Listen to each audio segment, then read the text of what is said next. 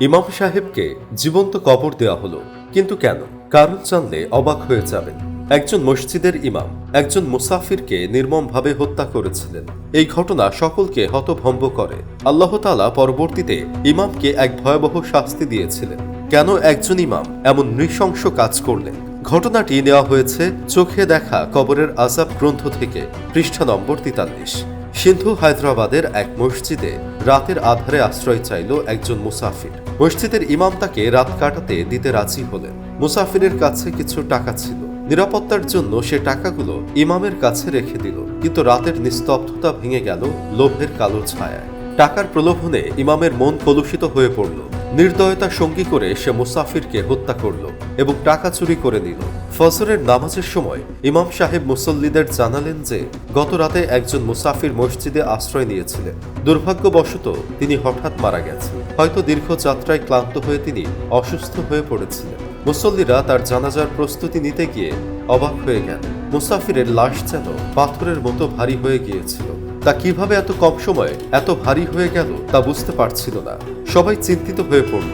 কিন্তু ইমাম সাহেব যখন মৃতদেহের কাছে এসে তার শরীরে হাত রাখলেন, তখন অদ্ভুতভাবে লাশ হালকা হয়ে গেল। মুসল্লিরা তখন মৃতদেহটি সহজেই সরাতে পারল।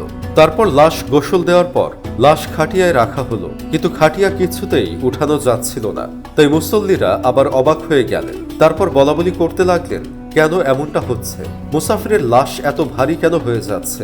মুসাফির আদৌ কি ভালো মানুষ ছিলেন? কিন্তু মুসল্লিরা তো আর আসল ঘটনা জানে না। যাই হোক, এরপর ইমাম সাহেব হাত লাগানোর সাথে সাথেই খাটিয়া উঠানো সম্ভব হলো। লোকেরা তখন বলাবলি করতে লাগলো, আমাদের ইমাম সাহেব কত কেরামত দেখাচ্ছেন, ইমাম সাহেব কতই না ভালো মানুষ, আল্লাহর নেক বান্দা আমাদের ইমাম সাহেব। তারপর জানাজা পড়িয়ে সেই মুসাফিরের লাশের খাটিয়া বহন করে দাফনের উদ্দেশ্যে কবরস্থানে নিয়ে যাওয়া হলো। আর সাথে আছে সেই ইমাম সাহেব। লাশ কবরে নামানোর সময় আবার একই সমস্যা দেখা দিল। লাশ কবরের মধ্যে যেন আটকে গিয়েছিল।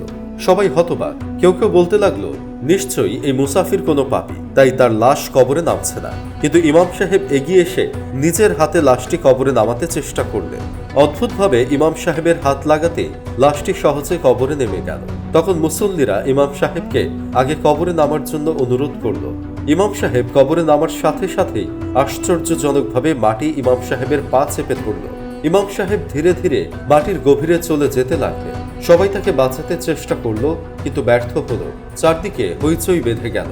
এদিকে ইমাম ধীরে ধীরে মাটির গভীরে ঢুকে যাওয়ার সময় মুসাফিরকে হত্যা করার কথা নিজ মুখে স্বীকার করলো আর ক্ষমা চাইতে লাগলো, কিন্তু মাটি তাকে আর ছাড়লো না। ইমাম সাহেব সেই কবরের নিচে জীবন্ত সমাধিস্থ হলো।